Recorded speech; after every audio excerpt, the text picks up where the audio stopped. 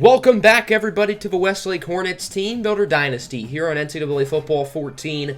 As today, the Hornets head out to Salt Lake City, Utah for a good old-fashioned Salt Lake clash between their rivals, the Utah Utes.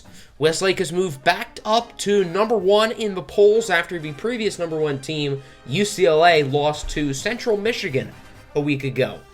Ouch. Westlake plays UCLA next week, which I think is going to be a really exciting game. But speaking of exciting games, I think this one's going to be really interesting too. The Utah Utes are a great football team. They're 4-1. They have a phenomenal offense, 15th ranked passing attack in the nation, 35th ranked rushing attack. So this team will make plays in the air and on the ground. They have a number of really solid playmakers on this offense, and they're going to score plenty of points. Westlake's defense has been pretty solid this year. The sack production's been down from a year ago, which I guess is to be expected with Delvin Hines gone. The interceptions have also gone down, but this Westlake defense does not allow too many points, and they don't allow too many points in bunches. One of the better scoring defenses in the nation, so it should be a fun battle. Welcome, everybody, to Rice Cecil Stadium here in Salt Lake City, Utah, as the number one ranked 5-0 Westlake Hornets take on the unranked, although they probably should be ranked, 4-1 Utah Utes. Obviously, rivalry games are very fun. Both teams give 150% in these rivalry games, so don't expect anything less from these two squads today, as Westlake will start on defense per usual. So here is the Utah offense. Let's see what this unit is made of, as Dodds is going to keep it on the option. Actually, he's going to toss it late for Odell Williams, who only gets one.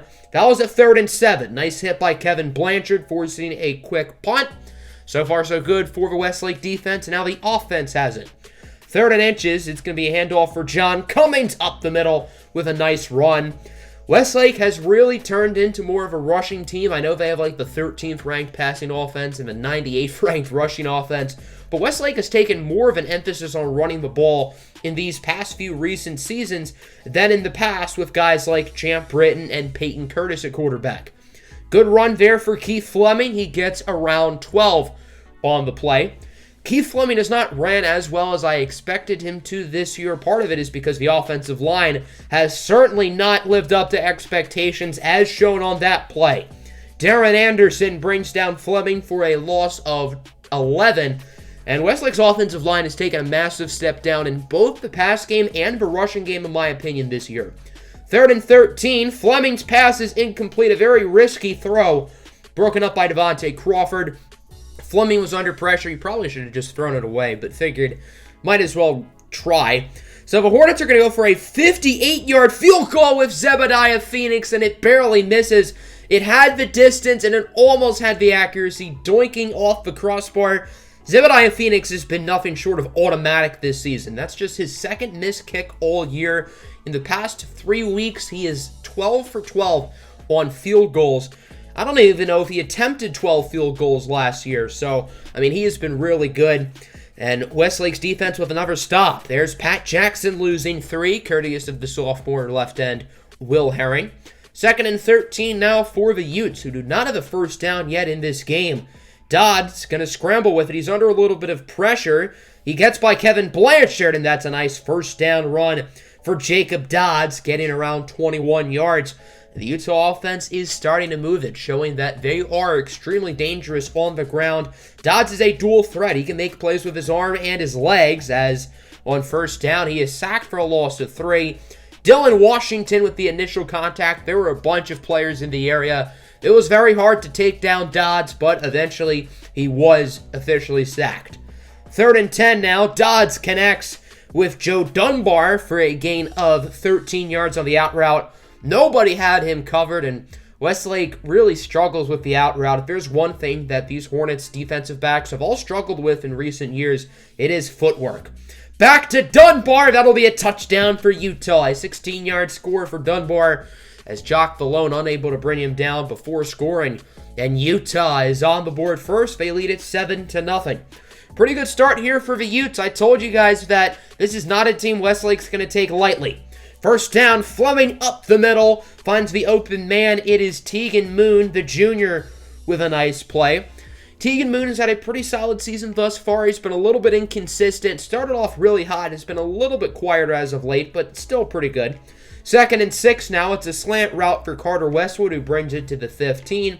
Westwood certainly has not had the production that he had in previous years with his brother Stephen Westwood at quarterback, but I guess that's to be expected. And as the first quarter comes to a close, John Cummings will find the end zone for his first rushing touchdown of the season. And that is how quarter number 1 will end. This game is tied up at 7. It's proven to be a pretty tough battle thus far between these two rivals. Let's now enter the second quarter with Utah starting with the football. Both teams had a touchdown drive and both teams had a punting drive. Or I guess Westlake didn't punt it. They missed the field goal. But both teams have had drives where they haven't scored. 3rd and 2, it's a short pass for Pat Jackson, who loses 4. Jackson had open field for a first down, but was unable to keep his feet in bounds for very long. And now the offense has it. 2nd and 3, Fleming going to scramble with it to his right. And his pass is caught. What a play. One-handed snag by Cassius Troy. Didn't really look like anybody else was open except for Troy. Tough throw on the run by Fleming, but really nice grab by the junior Troy. 2nd and 10 now. Fleming is rocked in the pocket for a loss of 8. Absolutely clobbered by Philip Miller. And this Westlake offensive line, particularly on the right side, continues to be disappointing. 3rd and 18. Fleming has to throw it away because he does not really have much of a choice. In a game I expected to be offensive dominated, so far it is the defenses who are both playing rather well. 3rd and 3, the screen pass is nearly intercepted by Dylan Washington. However, Westlake still gets the stop as Odell Williams loses a yard. It's been a really good first half thus far for Dylan Washington. He's been impressive. Westlake now back on offense, up the middle from Fleming. Over to Dale McBride for a gain of 18. I think everybody on the offense, for the most part, has taken a little bit of a step back from last year, except for Dale McBride, who continues to be really good. Nice run for a gain of 13 by Keith Fleming. And I think a lot of the reason why the offense hasn't been as good is because of the adjustment. Obviously, having a new quarterback does make things a little bit challenging. And I do think the offense will be in a little bit more of a groove as the season goes along. Now Westlake pushes it inside the 5. Good catch there for Teagan Moon. And the Hornets are very close to regaining the lead. Actually, they've never had the lead, so this would be their first lead, and they do get it.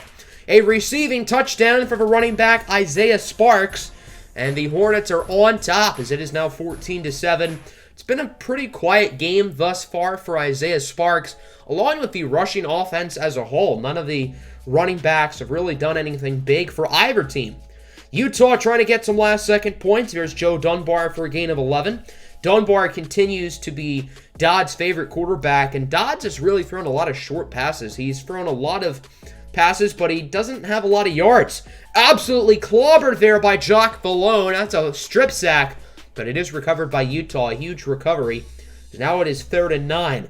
33 seconds to go here. Can the Aggies get a big play before halftime and try to make this drive turn into something? The answer is no. Dodds is sacked again. 4 sacks in the first half of the Westlake defense. It looked like that was Big Tuna. Richard Rivers Jr. there with the sack. Westlake has around 10 seconds here and a few timeouts to try to do some damage as there's John Cummings pushed out of bounds. Now 8 seconds to play here in the first half. Let's see what Westlake can do. They are pretty close to field goal range. Obviously, Zebediah Phoenix has a really good leg. As here's Teagan Moon with a nice play. Tackled with just 3 seconds to go. So I imagine we will see the field goal unit out on the field. This is around a 44-yard kick for Zebediah Phoenix, and he drills it with ease. Good end of the first half for the Westlake offense. Back-to-back productive drives for the Hornets. And they enter the locker room feeling pretty good. They have the momentum and are now up 17-7. The Hornets also start the second half with the football. So Westlake is currently in the driver's seat right now, but this game is far from over. 2nd and 8. Fleming going to scramble to his right, having trouble finding anyone open, and he's intercepted. That's Boyd with the INT. 5 straight games now, Keith Fleming has thrown an interception. Even during the quarterback battle with Marsucio Walteron, when Keith Fleming wasn't playing the full games, the only game this year that Fleming has not thrown an interception was week 1 against the Florida Gators. So Westlake certainly has to clean it up on the turnovers. Westlake's turnover differential is one of the worst in the country, despite being ranked number 1. Good gain of 14 there for Jacob Dodds as the Utah offense now kind of has another shot here after the turnover. That play certainly won't help. Pat Jackson loses a yard, courteous of a linebacker, Ronald Benson, who I still think has been the best player on this defense this year. Ronald Benson has been nothing short of excellent. 2nd and 11, Dodds scrambling. He's going to run with it again. And Jacob Dodds continues to be Utah's biggest rushing threat today. Westlake has really had no answer for his legs. 1st and goal now for the Utes. They are very close to making this a one-score game, and they'll do just that. An easy touchdown run for Pat Jackson, who is untouched into the end zone for a Utah touchdown, and it is now 17-14. It's only a 3-point game. Keep in mind, this one is far from over. Here is Keith Fleming on the read option. He's going to lose a yard. Good stop for the Utes. And Keith Fleming has really struggled to get anything going with his legs today. The whole Westlake rushing offense has been pretty disappointing. Isaiah Sparks now on 2nd and 11, right as I discredit the Westlake offensive line. Sparks gets a really nice hole, and he gets a really nice first down. Although he did have that receiving touchdown in the first half, that's just Isaiah Sparks' 2nd carry of the game. 2nd and 11 now for the Hornets. Keith Fleming is going to run with it here. Here's a good run for Fleming. He slides for around a gain of 16 yards to the 25. Good play there by Fleming. Nobody was open, but there was green grass ahead. Keith Fleming capitalizes. 2.5 to go now in the 3rd quarter. A quick pass over to Carter Westwood, who brings it inside the 10. Westlake is very close here to making this a 2-score game once again. This is play number 10 on the drive. Westlake has certainly taken their time as Fleming, he had Lamar Gallagher wide open in the flats, decides to kind of risk it, throw it into a very populated area, but it's caught by Dale McBride anyway. Touchdown for the Hornets. They now lead it 24-14. That's Keith Fleming's 2nd passing touchdown of the game. Fleming has had 3 straight games with at least 4 passing touchdowns, which is absolutely wild. Dodds is intercepted here on 1st down by Jock Vallone, his first INT of the year. It's been a very good game so far for Jock Vallone. He forced the fumble earlier, now gets the interception, certainly boosting his draft stock as he is a senior. Projects to be one of the first safeties off the board in this upcoming NFL draft, probably in the 1st or 2nd round. Let's see what Westlake can do after the turnover is on 2nd and 7. It's a gain of 11 for the freshman running back, Matt Miller. I feel like Miller's been used more in the receiving game than the rushing game, which is certainly interesting. Following play, Fleming going to look to throw it here. It looks like he is an open man. That's Dale McBride. I don't know why they just left him uncovered, and McBride gets 21, bringing it inside the 10. That'll do it for the 3rd quarter. Both teams scoring touchdowns here. Both quarterbacks throwing a pair of interceptions. And now Westlake has another opportunity to make it a 3-score game here early in the 4th quarter, As on 3rd and goal, first play of the quarter is a rushing touchdown for Keith Fleming. And Westlake is now up by 3 possessions. A good score there for Fleming, and it is now 31-14.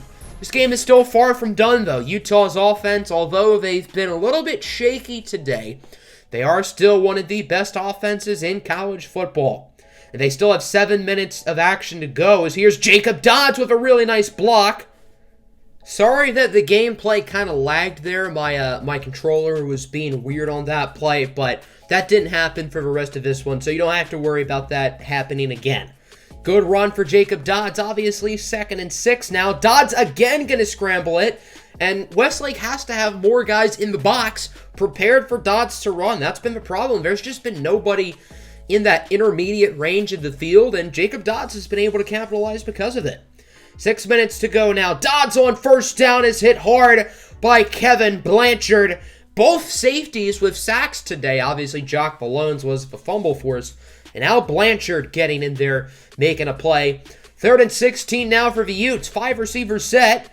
Dodds has all day to throw now. He gets it to Joe Dunbar, who only gets 11. Nice tackle there for Big Tuna. I don't really know what he was doing in coverage, but I guess that's why Dodds wasn't under any pressure. 4th and 5. Utah is going to go for it. They could kick the field goal and make it a 2-score game, but they just want to go for it. Dodds under a little bit of pressure. He fumbles it. It is recovered by Utah. Not that it matters. That was Ronald Benson with the play. Jacob Dodds has now fumbled it twice. Although both of them have been recovered by Utah, in this scenario, it is still a turnover on downs, and Westlake will get it back. All they have to do is play smart football, and the rest of this one, good run on first down for Isaiah Sparks. He gets 16 yards, and at this point, all Westlake just has to do is really not turn it over, and they should be fine. Fleming going to scramble it. It looks like he has Reggie Herman wide open. Instead, he forces it to Westwood, and it's picked off by Melton. Another interception. Irving Porter then forces a fumble. Grant picks it up for Utah, and he's pushed out of bounds by Fleming. So, quite the sequence of events there. Fleming throws a pick. Then the defender fumbles it. Another defender picks it up.